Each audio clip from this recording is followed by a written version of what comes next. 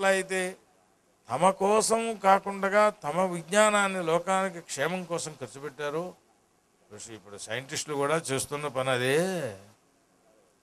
దాన్ని దుర్వినియోగపరుచుకుంటున్నారు అంటే వాళ్ళ ప్రారంభం. మనం ఏం చేస్తాం కనుక ఇప్పుడు మనకి మాత్రం లేవేయడం మన చేతిలో. ఉత్తు దశమి జావరి అల్పే జేతల్ప ఉత్తుదా అని ప్రారంభించారు. చిట్టచివరిని ఏమంటున్నారు అందులోనే, యావదిత పురస్తాదుతయాతి సూర్య తావదితో తెల్లవారేటప్పటికి మళ్ళీ సూర్యోదయం వీడు చూడకూడదురా అంటున్నాడు. అది కూడా అవసరమే. ఎప్పుడు అదిగో వేనాది మహారాజులు వచ్చినప్పుడు వాళ్ళ అధికారాన్ని దుర్వినియోగం చేసి వేనాయన మహాని పూజ చెయ్యి, నరసింహస్వామి నేను మహా అనడానికి వీల్లేదు, నోటితో నేలకి కోసేస్తానన్నాడు వాడు. వేనాయ స్వాహాన్ని హోమం చేయి, అగ్నయ స్వాహ అనడానికి వీల్లేదు, సూర్యాయ స్వాహాన్ని ఉపాసన చేయడానికి వీల్లేదు అన్నాడు. ఇదిగో అటువంటి వాడిని లోకానికి ధర్మ వినాశనాన్ని కలిగింపచేస్తున్నాడు కనుక వాణ్ణి అక్కడి నుంచి ఆ శరీరాన్ని తీసేస్తేనే తప్ప వాడి ఇంకా బాగుపడే లక్షణం లేదు. ఇంకక్కడ ఏదో కుళ్ళిపోయిన శరీరం మీద డాక్టర్ గారి దగ్గరికి వెళ్ళి చెయ్యి కట్ చేసేయండి బాబు, 10,000 రూపాయలు ఇచ్చుకుంటారు, లేకపోతే మొత్తం ఎగిరిపోతుంది అన్నాడు. పిచ్చిపోయిన చెయ్యి దగ్గర తీసుకెళ్ళి తద్వత అయిపోయింది వాడి శరీరం అంతా కూడా ఆ జీవనం. కాబట్టి వాడి శరీరాన్ని పంపించేయవలసి వచ్చింది. కాబట్టి వాళ్ళు థుంకారాదుల చేత ఆ మహర్షులు వేణుని అక్కడికక్కడ చంపేశారయ్యా అని అన్నారు. దాన్ని అక్కడ కాకుండా సత్పురుషుల మీద కూడా వినియోగించేటువంటి వాడి స్వార్థాన్ని పొందుతుంది. వాడి ప్రారంభం మనమేం చేయలేం కనుక ఈ విజ్ఞానం కూడా మనకి వేదాల్లో ఉంటుండే పదార్థముల వల్లనే సిద్ధిస్తోంది అని. దానికి ఉదాహరణ కార్యరీష్టి చేస్తుంటే ఆ గోపీనాథ్ అని ఒక ఆయన పెద్ద పోలీస్ ఆఫీసర్ ఆ ఔషధిని అప్పటికప్పుడు ఆ పైనుంచి తీసుకొచ్చి అక్కడ పెట్టాం. ఏమిటండి ఆ ఔషధి అన్నాడు. ఏదో చెప్పారు వాళ్ళు. ఇష్ట అయిపోయిన తర్వాత మాట్లాడతానన్నాను. అయిపోయిన తర్వాత చెప్తే ఏమిటి ఆ ఔషధి? గలిజేరు. గలిజేరు అయ్యో బాబోయ్, ఇది ఆయుర్వేదంలో 100 మందుల్లో వినియోగం ఉందండి, చాలా గొప్పది అన్నాడు. కనుకనే ఇక్కడ హోమం చేస్తున్నారయ్యా. ఇంకో సైంటిస్ట్ వచ్చి చెప్పాడు ఈ గలిజేరు లేకపోతే అందులో చెప్పబడినటువంటి కరీరములు అంటే వెదురు బియ్యం, అవి అలాగే ఖర్జూరపు పిండి, వాటిని కృష్ణ మధువుతో నల్లటి తేనె, ఎప్పుడైనా విన్నారయ్యా? తేనెలో కూడా నలుపు తెలుపు ఉంటాయా? ఉన్నాయి. వాటిని పట్టుకోగలగాలి. ఆ నల్ల తేనె, దాంతోపాటు నల్ల బియ్యం, ఇవన్నీ కలిపి పిండిలు చేసి హోమం చేస్తే పుట్టేటటువంటి ఆ హోమధూమం అయ్యా మేము మేఘ మథనం కోసం 3 కోట్లో 30 కోట్లో ఖర్చు పెట్టి విమానాల్లో వెళ్ళి చేస్తూ ఉండేటప్పుడు ఏ ద్రావణాలు చల్లుతున్నామో ఇందులోంచి వచ్చే పొగ కూడా అదేనండి బాబు అన్నాడు. బట్ దానికి షూరిటీ లేదు, దీనికి షూరిటీ ఉంది. మేము వర్షం యజ్ఞం చేస్తే ఆ సంవత్సరం అప్పటికప్పుడు వర్షం పడిపోవడం కాదు, ఆ సంవత్సరం వర్షాభావం వల్ల వచ్చే లోపం రాకుండా ఉంటుంది అని చూపిస్తున్నారు. పదార్థగత శక్తి లేకుండా కేవలం మంత్రశక్తి ఉండేవి కొన్ని ఉన్నాయి. దృష్ట ప్రయోజనాలు కొన్ని, అదృష్ట ప్రయోజనాలు కొన్ని కర్మల్లో. అందులో అదృష్ట ప్రయోజనం దగ్గరికి వచ్చేటప్పటికీ కావాలంటే దీని పేరు ప్రాతినిధ్యం పెట్టడానికి వీల్లేదు. దృష్ట ప్రయోజనం దగ్గరికి వస్తే ప్రాతినిధ్యం పెట్టవచ్చు అని అంటుంది ధర్మశాస్త్రం. అంటే ఉదాహరణకి మనకి చెప్పాలంటే పళ్ళుదోంపుల ఏ మతంలోనైనా సరే ఒక్క వైదిక మతాన్ని పక్కన పెడితే దేంతో పళ్ళు తోముకోవాలో, పందుంపుల్ల ఎంత లావు ఉండాలో, ఎంత సన్నం ఉండాలో ఎవ్వడూ చెప్పలేదు. ఇది దృష్ట ప్రయోజనం. దాన్ని ఏదో చిటికిన లావు ఉండాలి, జానుడు పొడుగు ఉండాలి, ద్వాదశాంగుల పరిమితం, అలాంటి పుల్లతో పళ్ళు తోముకోవాలి, ఈ పుల్లతో పళ్ళు తోముకుంటే పళ్ళు గట్టి పెడతాయి, ఈ పుల్లతో పళ్ళు తోముకుంటే గొంతుకు బాగుపడుతుంది, ప్రత్యేకించి చెప్పారు. ఇవన్నీ కూడా ఆ రకమైన పండుం పుల్లలతోటి పళ్ళు తోముకుని పొద్దున్నే వేదాధ్యయనం ప్రారంభించు, స్వరమాధుర్యం వస్తుంది. లేకపోతే నువ్వు హల్లుచ్చరిస్తున్నావో అచ్చుచ్చరిస్తున్నావో చెప్పడానికి శక్యం కాకుండా పోతుందన్నాడు. శిక్షల్లో చెప్పారు ప్రత్యేకంగా అని. ఇట్లా పదార్థగత శక్తితో ఇది దృష్ట ప్రయోజనం, పళ్ళు శుద్ధి పొందడమే కదా మనకి కనపడుతుండేటువంటిది. కాబట్టి దీనికి బ్రష్లు మరోటి మార్పులు వచ్చేసాయి. అదృష్ట ప్రయోజనం దగ్గర మాత్రం మార్పులు లేవు. నా దేవతాగ్నిక్రియం అన్యార్థత్వాత్తని, అది ఈ దేవతను కాదంటే ఆ దేవతతో నేను పూజ చేస్తాను అని అంటే ఈ ఫలితం పుట్టదు.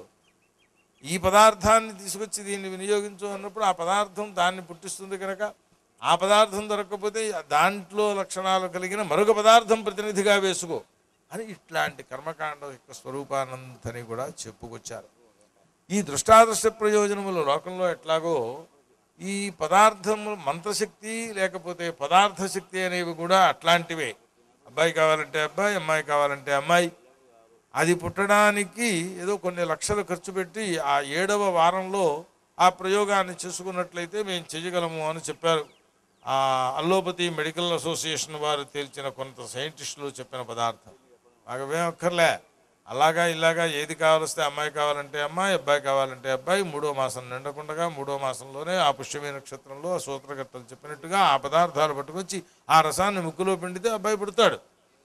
ఇది పదార్థగత శక్త మంత్రశక్త అని విచారణ. అక్కడ చూస్తే పుంసువనమసి అర్థం ఏమిటండి?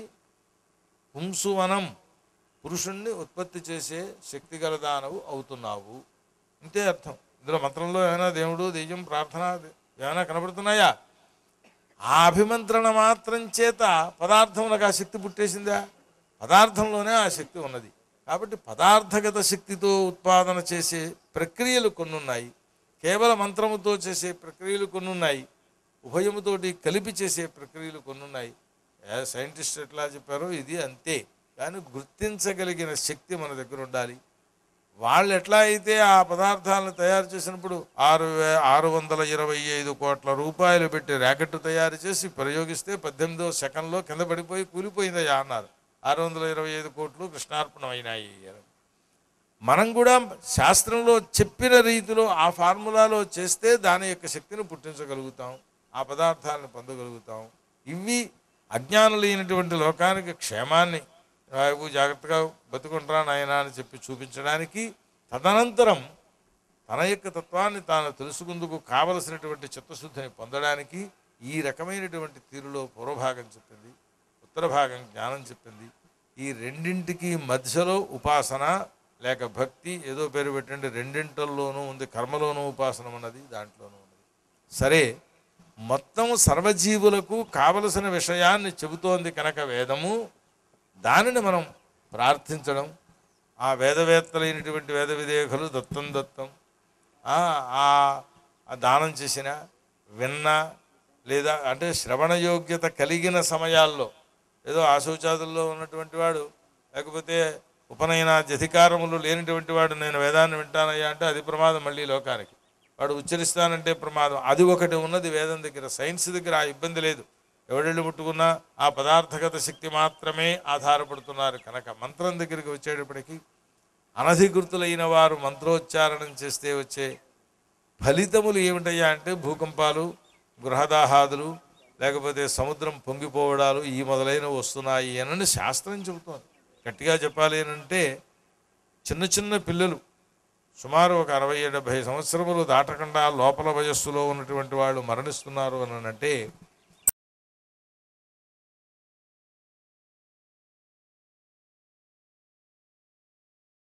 మాట.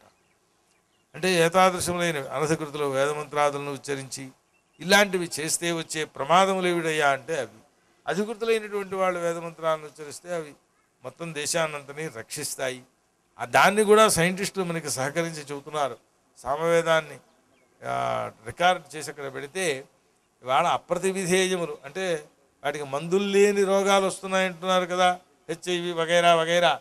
వాటి ఆ జీన్స్ అక్కడ సీసాలో పెట్టి ఈ సామవేదాన్ని వేదమంత్రాలను వినిపిస్తే వాటిలో ఉండే రోగశక్తి తగ్గుతోందండి మాకు. అదే మరి ఇంగ్లీష్ పద్ధతిలో పాప్ మ్యూజిక్ గంతులు ఇస్తుంది కదా, 90 ఏళ్ల వాడిని అక్కడ కూర్చోబెట్టి ఆ డ్రమ్ములు వాయించడం ప్రారంభిస్తే ఇలా ఇలా ఊగుతాడు వాడు.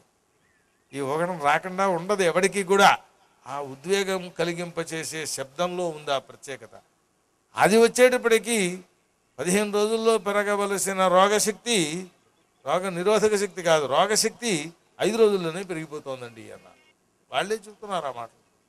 కాబట్టి వేదమునందు పరిపూర్ణమైన శ్రద్ధ లేకపోవడం కూడా, భక్తి లేకపోవడం కూడా అపమృత్యు సూచకము అన్నది ఒక్క మాటలో చెప్పాలంటే.